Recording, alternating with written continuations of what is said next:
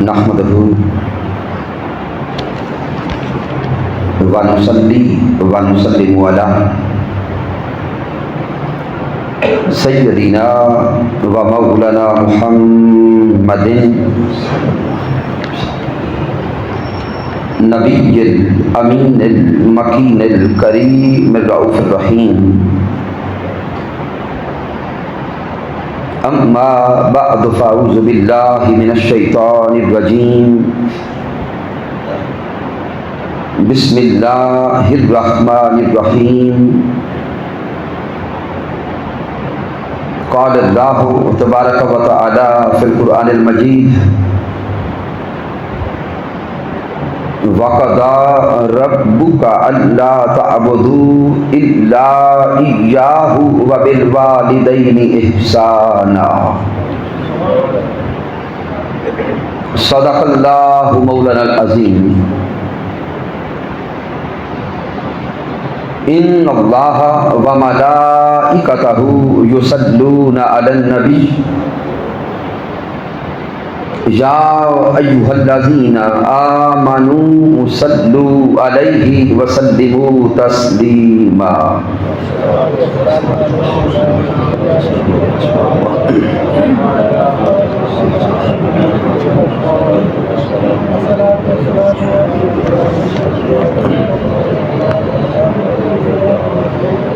اللہ رب العزت کی توفیق سے اور تاجدار کائنات صلی اللہ علیہ وآلہ وسلم کے نعلین پاک کے تصدق سے آج ہم جناب محترم محمد تنویر صاحب محمد نوید صاحب مجاہد صاحب ان کی والدہ محترمہ کے ایصال ثواب کے لیے کل شریف کی اس برکت محفل پاک میں حاضر ہیں اور جناب محترم سکندر حیات کارڑ صاحب کی چچی جان اور محترم علی بھائی کی نانی جان ان کے ایصال ثواب کے لیے اس محفل پاک میں حاضر ہیں مسند صدارت پر تشریف فرما ہیں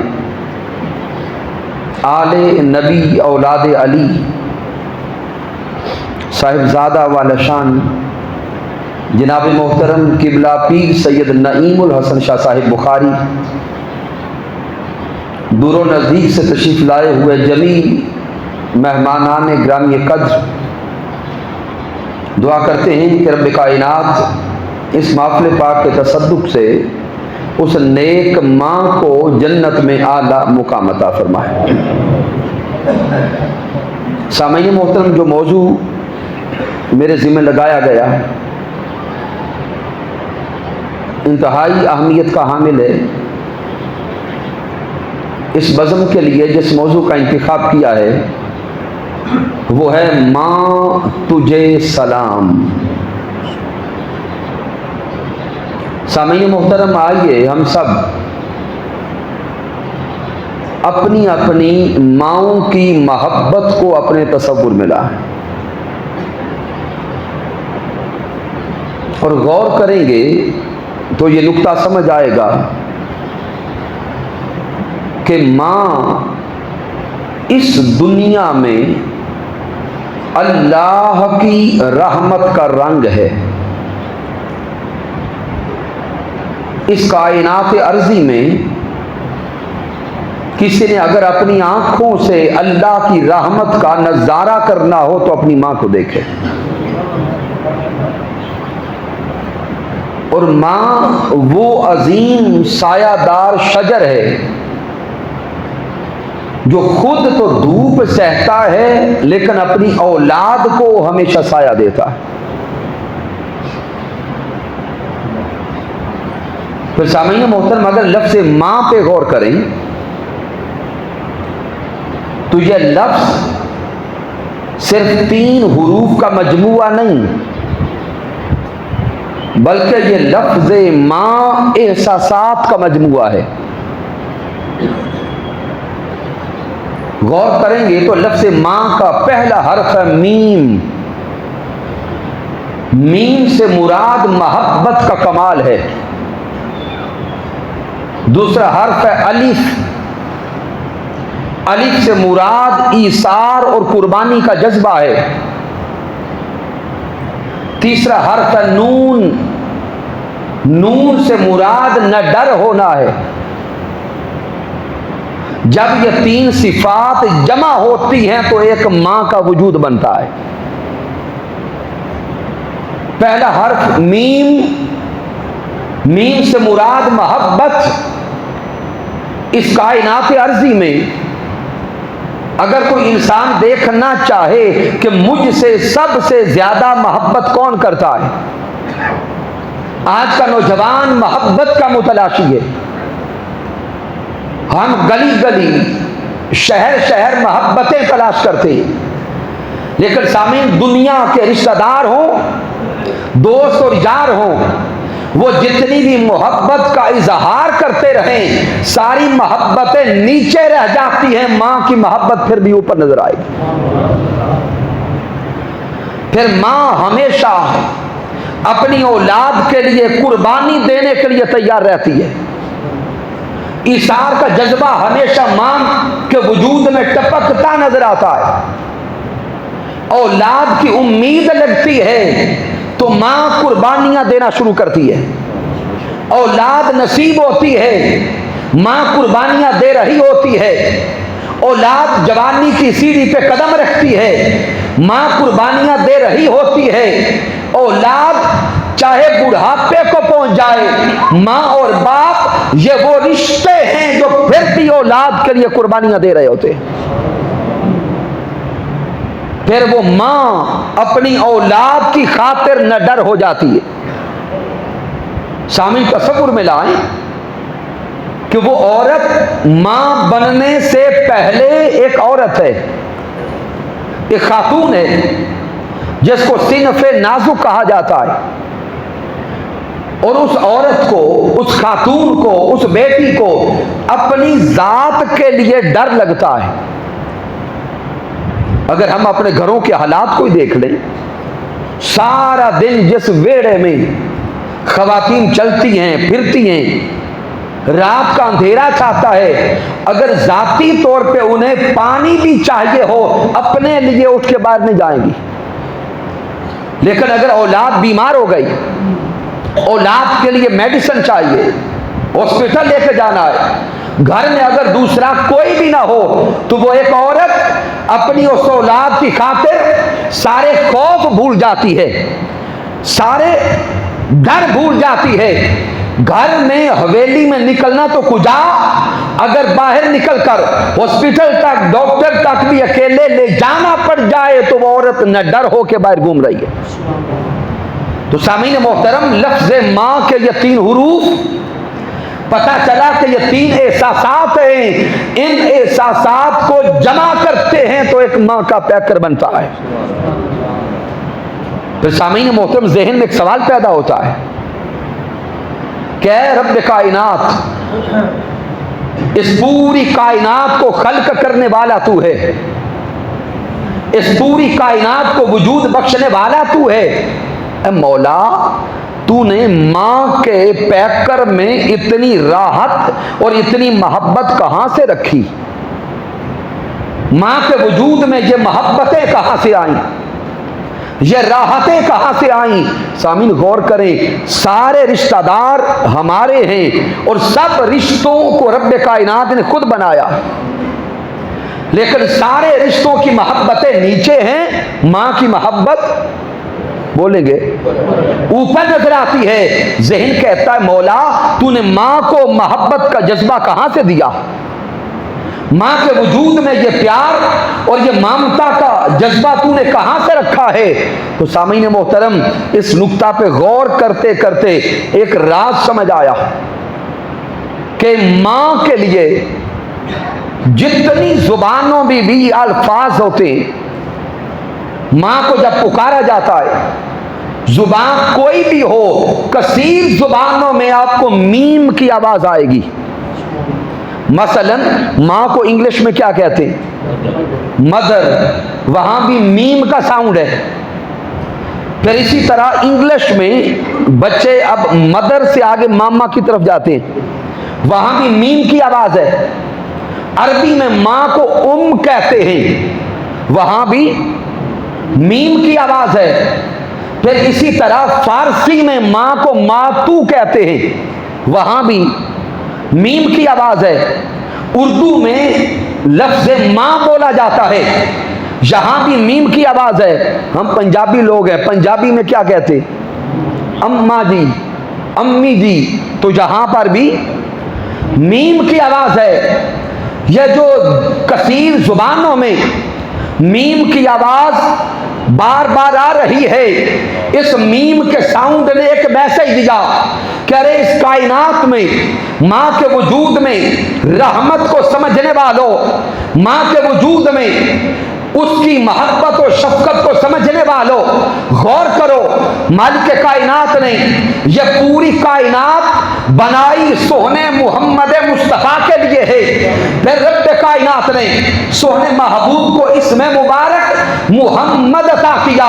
اسی محمد کے میم پہ توجہ کرتے جاؤ، پوری کائنات میں محبت محمد کے میم سے ملی، اسی محمد کی میم کا اثر رب کائنات نے ماں کے پیکر کو عطا کیا۔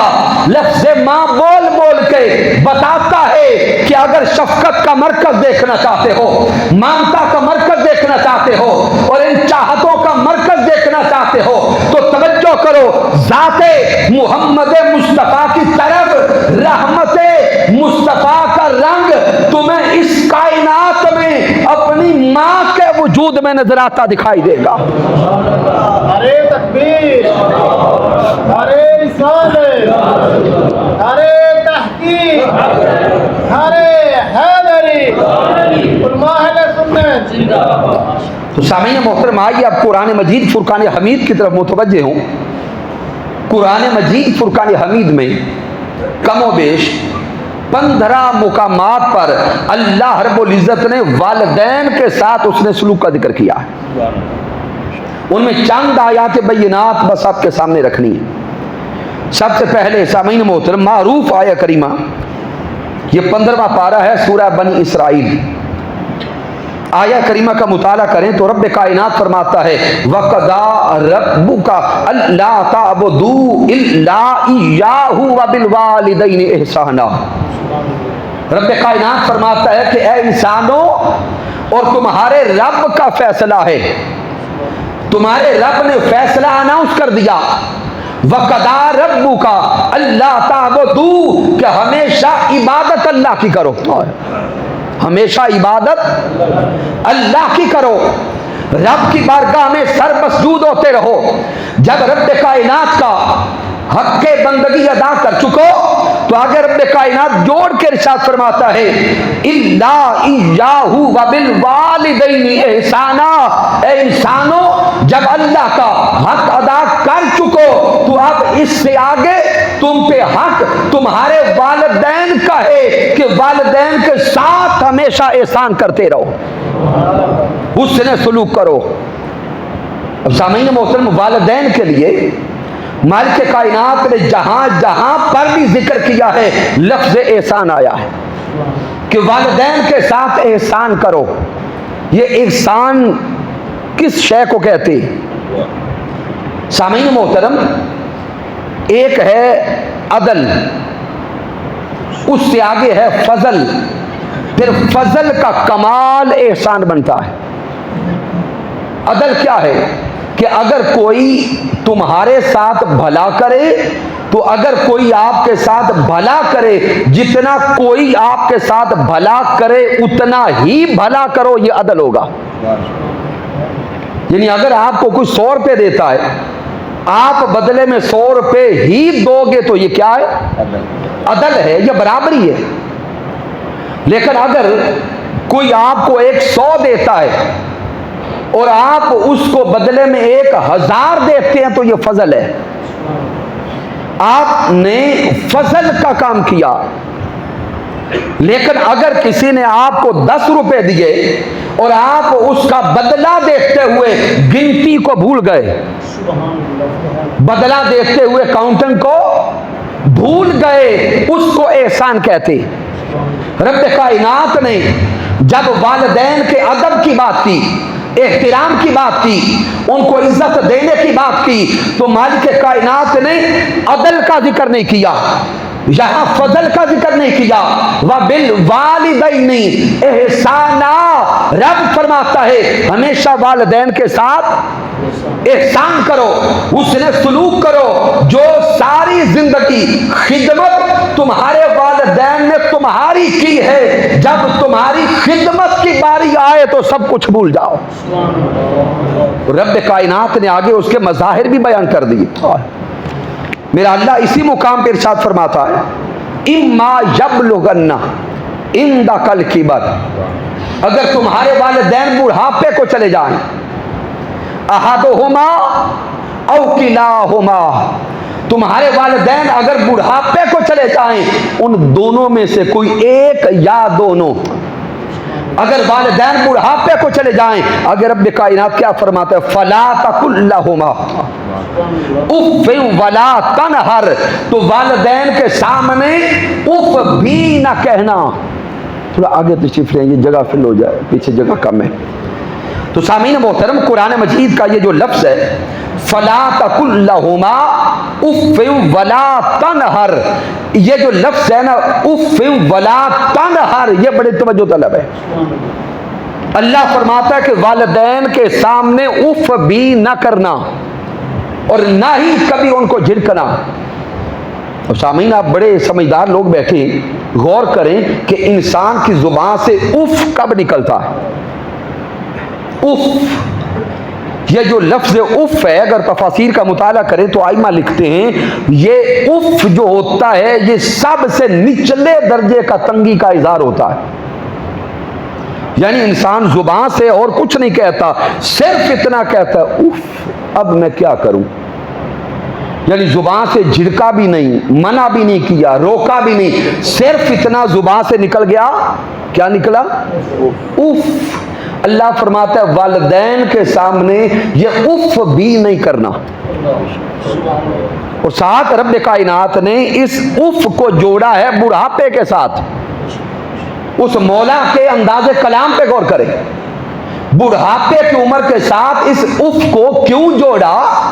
اس لیے کہ جب انسان بڑھاپے کی عمر کو پہنچتا ہے تو ذہنی طور پہ پھر پلٹ کے بچہ بن جاتا ہے، ضد کرتا ہے، اور پھر امتحان اور بڑھ جاتا ہے، چونکہ ایک تو والد ہے، بچہ ہو بیٹا ہو تو اسے بندہ جھڑک لیتا ہے، اسے منع کر لیتا ہے، عمر میں بڑے بھی ہیں اور رشتے میں والد بھی ہیں، ماں بھی ہیں، اب جھڑک بھی نہیں سکتے، اف بھی نہیں کر سکتے، لیکن امتحان اس لیے بڑا ہو گیا کہ بیماریاں ہیں، شوگر لگ گئی، دیگر بڑی بڑی بیماریاں لگ گئی، ڈاکٹرز نے منع کر دیا کہ چینی ان کے قریب بھی نہیں کرنی، ادھر ڈاکٹر نے کہا کہ اگر یہ شوگر لیتے جائیں گے تو موت یقینی ہے، اور ادھر بابا جی کی ساری زندگی میٹھا کھاتے گزری، اب بابا جی کی طلب ہے کہ مجھے میٹھا دیا جائے، وہ بار بار بہو کو کہتے ہیں پتر من حلوہ دینا، مجھے میٹھا دینا، اور ادھر ڈاکٹر نے کہہ دیا کہ اگر میٹھا دیا تو موت ہے۔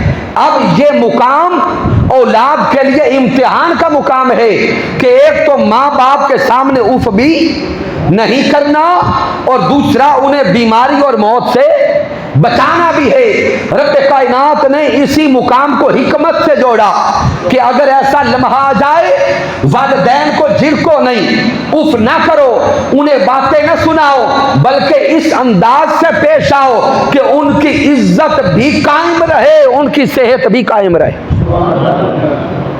غور کریں میرا رب کتنی لطافت اور باریکی کے ساتھ ان چیزوں کو قرآن میں بیان کر رہا ہے۔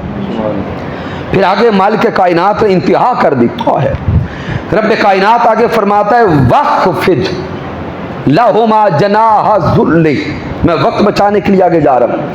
پھر اللہ نے فرمایا کہ ویسے اپنے والدین کے لیے دعائیں کرتے رہو، قُلْ رَبِّ ارْحَمْهُمَا كَمَا رَبَّيَانِي صَغِيرًا، رب کائنات فرماتا ہے کہ رب کی بارگاہ میں دعائیں کرتے رہو اور یہ عرض کرتے رہو مولا جس طرح میرے والدین بچپن میں مجھ پر رحم کرتے رہے اب تو ان پہ رحم کرتا رہے.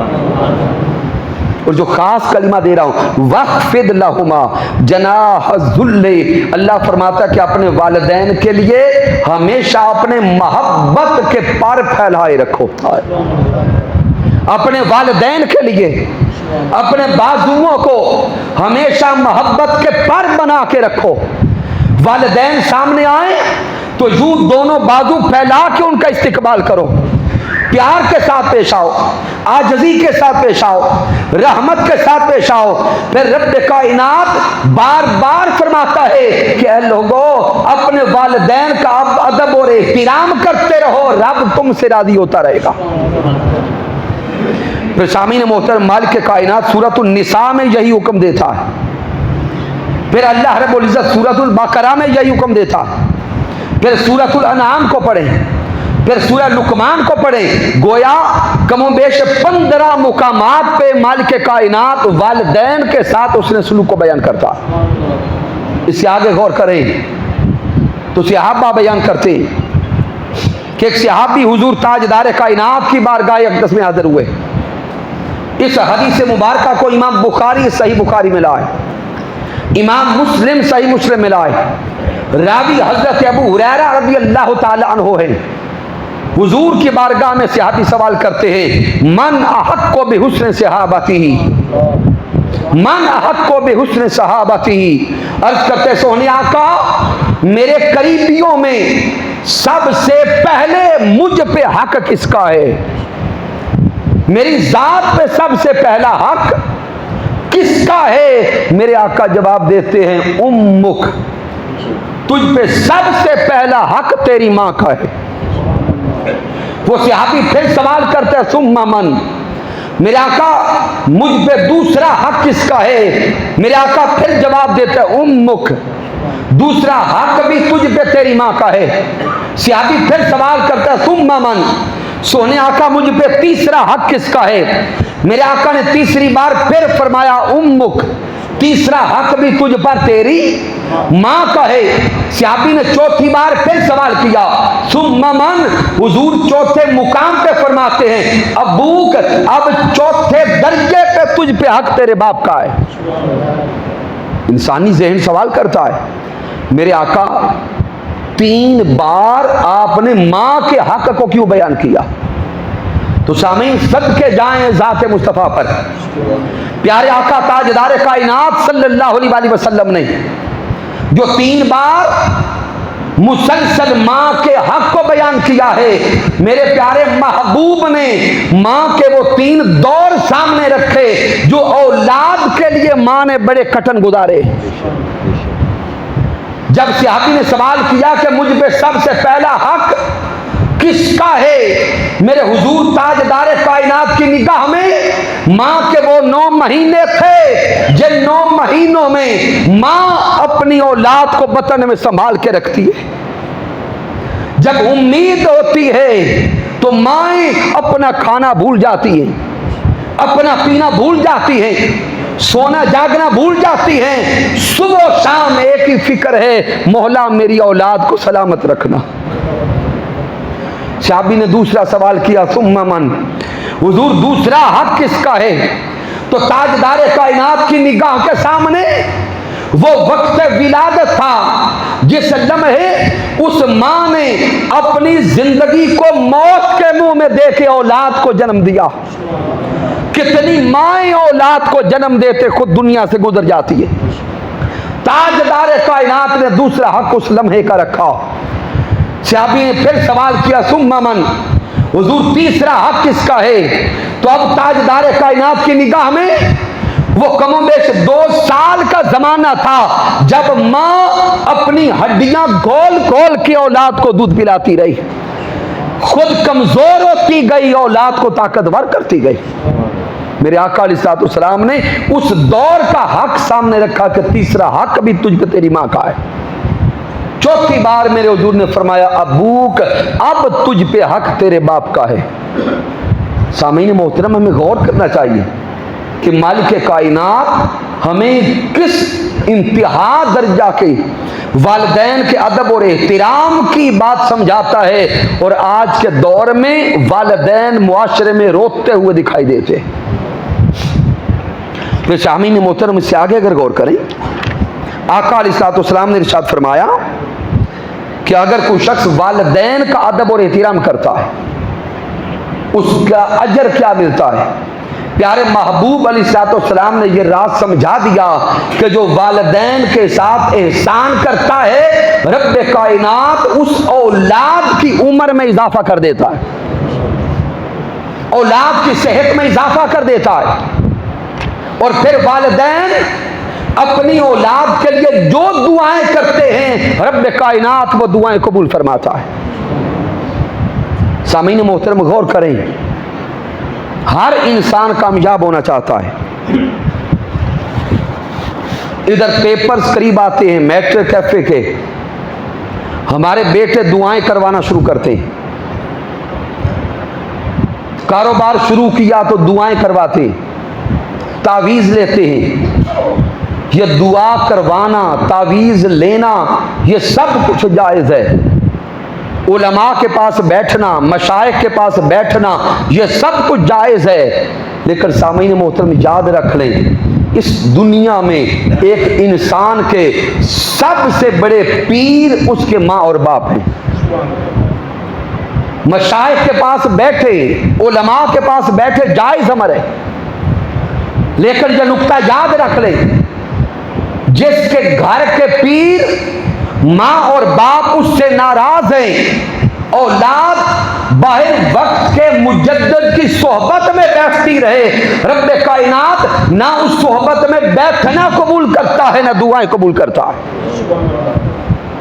اس لیے اگر دعائیں قبول کروانا چاہتے ہیں، اگر کامیابی کے راستے پہ چلنا چاہتے ہیں، تو سب سے پہلے اپنی ماں اور اپنے باپ کو راضی کر لے۔ جس کے ماں اور باپ ناراض ہیں، مالک کائنات نہ ان کی نمازیں قبول کرتا ہے نہ ان کی عبادت قبول کرتا ہے۔ اس لیے سامعین محترم آئیں اپنی زندگی کے اطوار کو درست کرتے جائیں، اور ایک جو کلمہ آپ سنتے ہیں، جملہ سنتے ہیں، ماں کی دعا جنت کی ہوا، یہ درست ہے۔ انیس الجلیس کا مطالعہ کریں، امام جلال الدین السیوطی رحمت اللہ تعالی علیہ نے ایک واقعہ نقل کیا ہے، بس اسی پہ اینڈ کرنے والا ہوں، کہ جب مسلمانوں کی جنگیں چل رہی تھی تاتاریوں کے ساتھ،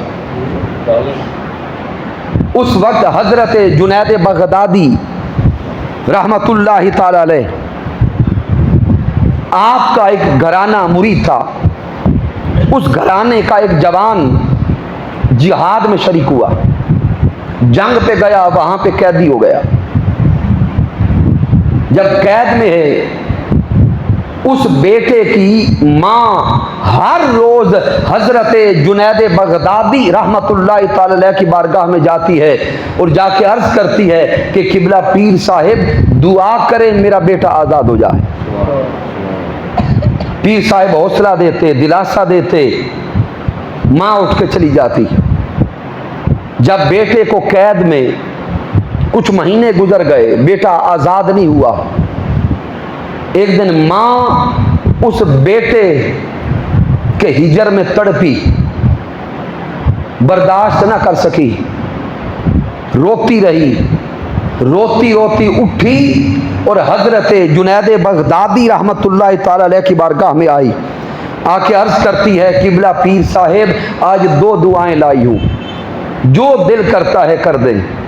بس اتنا جملہ بولنا تھا کہ ماں کی سسکیوں کی آواز آنے لگی، ماں بیٹے کے ہجر میں تڑپنے لگی اور بول کے کہتی ہے قبلہ پیر صاحب کتنے مہینے گزر گئے، بیٹا آزاد نہیں ہوا، آج یا تو دعا کریں بیٹا آزاد ہو کے مل جائے، یا دعا کریں کہ میں زندہ نہ رہوں، مجھے موت لے لے، میں مر جاؤں۔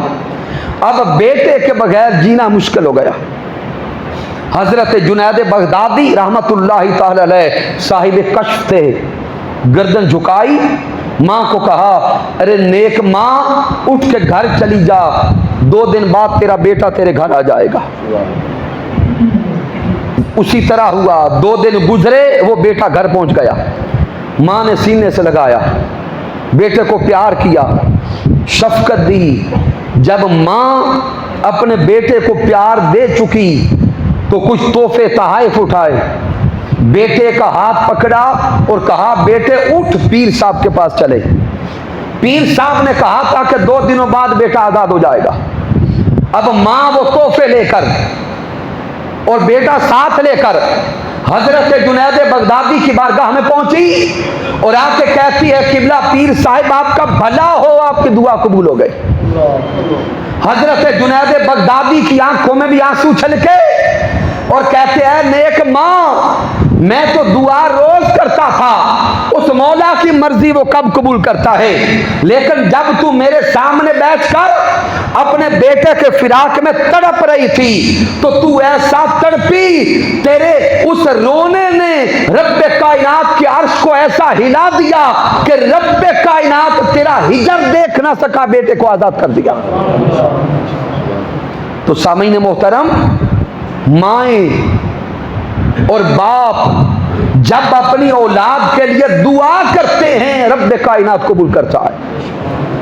اس لیے آئیں اولادیں اپنی زندگیاں والدین کی خدمت میں گزاریں، اور والدین ہمیشہ اپنی اولادوں کو پیار دیا کریں، محبت دیا کریں، شفقت دیا کریں۔